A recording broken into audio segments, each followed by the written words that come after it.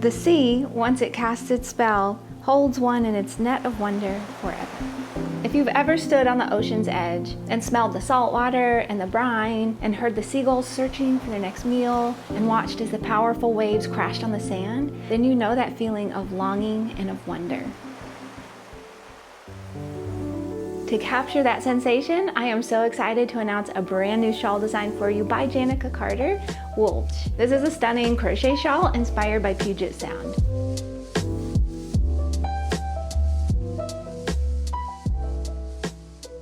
The lacy open stitches of this design give you the sensation of standing on the shore, watching as the fishing boats bob in the distance, casting their nets. And these net-like stitches remind us to strengthen the ties to those we love and to the places that we cherish. When designing this shawl, Janica was inspired by Elizabeth Zimmerman's knit pie shawl formula, and she turned it into this slightly more than semicircular crochet shawl design, which just wraps around your shoulders for a comforting hug. What I really love about this design is the shape. To me, it resembles the helm of a ship guiding you home. And another thing that I love about this design is that the mesh stitches in each section gradually open up, transitioning from denser stitches to a lacier look. The shawl is finished with this gorgeous wavy sea-like border, which is mimicked by this wavy border at the top. And it's just a beautiful reminder of that feeling we get when we're standing on the shore and soaking in that powerful energy of the sea. And we have two versions to show you today. This colorful version is made in our Hideaway Hues Crema Sock yarn. So if you love colors, speckles, visual stimulation, this version is for you. The colors mimic the changing shades of a sunset at sea, and the yarn is a blend of superwash merino wool and silk, giving the shawl a bouncy, shimmering feel. The second version is made in our brand new All Good Things fingering yarn. This is a completely new yarn base, and each skein is designed to remind you that you deserve all good things in life. The yarn is a dreamy, soft, and shimmering blend of bamboo, lyocell, and fine merino wool. And for this shawl, we chose to use this beautiful autumn rust shade, Grateful for It All. And as a special giveaway, I'm offering a full set of all 10 colors of this limited edition yarn base. So if you would love to enter, just make sure you're subscribed to our YouTube channel and comment below letting me know your feelings about the sea. You can download this pattern and get the yarn at expressionfiberarts.com. And while you're there, be sure to sign up for email and text updates for weekly free knit and crochet patterns. To show you just how simple and delightful this pattern is, I'm gonna walk you through how to get started, so feel free to follow along. To get started with row 1, we're gonna begin with a chain 4, 3, 4, and then we're gonna work 11 double crochets into that first chain. So the chain 3 that we skipped does count as a double crochet. So once we've worked our 11, we will essentially have 12 double crochets. So there's 3, 4, 5, 6, 7, 8, 9, 10, and one more, 11. For row 2, we're going to turn and start with a chain 4, and this does count as a double crochet in a chain. And then we're going to start by working a double crochet into the next chain, so the second one, or the next stitch, and then chain 1, and then work a double crochet into the next stitch, chain 1, and we're going to continue repeating that all across our row. Double crochet, chain 1, double crochet, chain 1. Super duper easy. And this beautiful color that I'm using today is actually a little sneak peek of a special color we have coming up in a couple weeks. It's dyed onto our Beacon DK yarn, and it's going to be called Brilliant Light. So I will be telling you more about that later.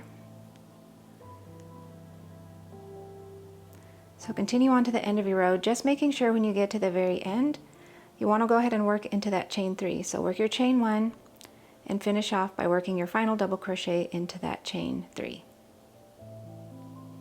Getting started on row 3, we're going to turn and begin with a chain 3.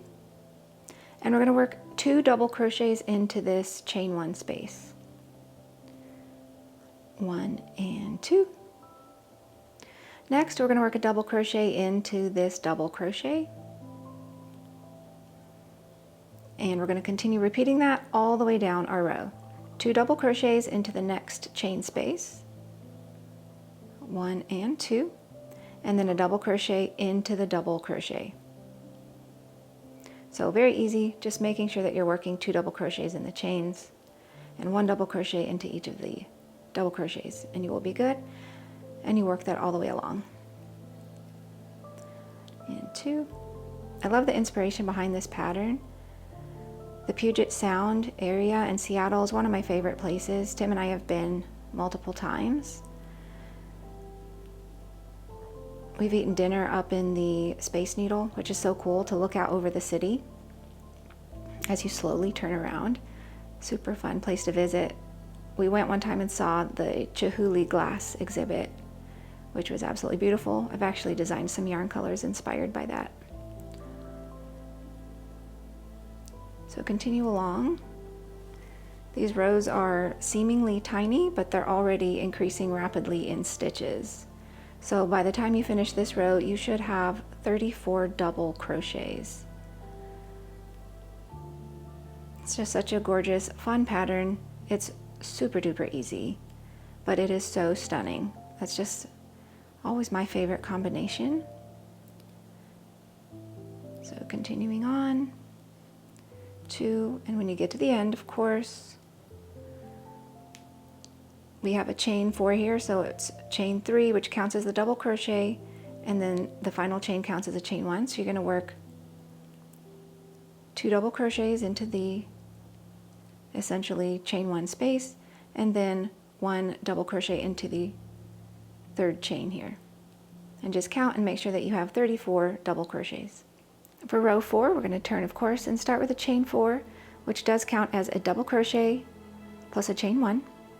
Then we're going to double crochet into the next double crochet, so the second one, and then chain 1, double crochet into the next stitch,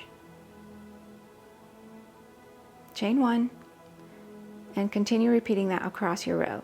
Double crochet into the next stitch, chain 1, double crochet. Nice and easy and relaxing. So by the end of this row, you should have 34 double crochets with the chain 1 spaces between. So continuing to open up our little more than semicircular shawl design.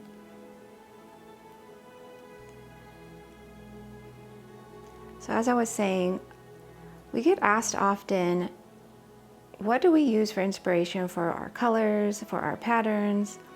And for me, being the one that designs the yarn colors, I really take inspiration from the world around us.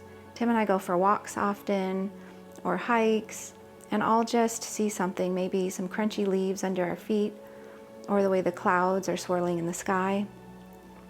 And it just will make me think, oh, that needs to be turned into a yarn color. I've even seen, sometimes we'll be walking around the city and I'll see a construction site.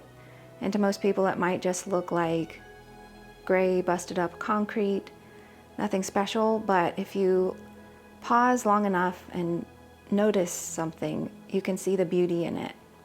And I can see all the different shades of gray and blue and black and how beautiful that would be if we turned it into yarn and then eventually into a pattern.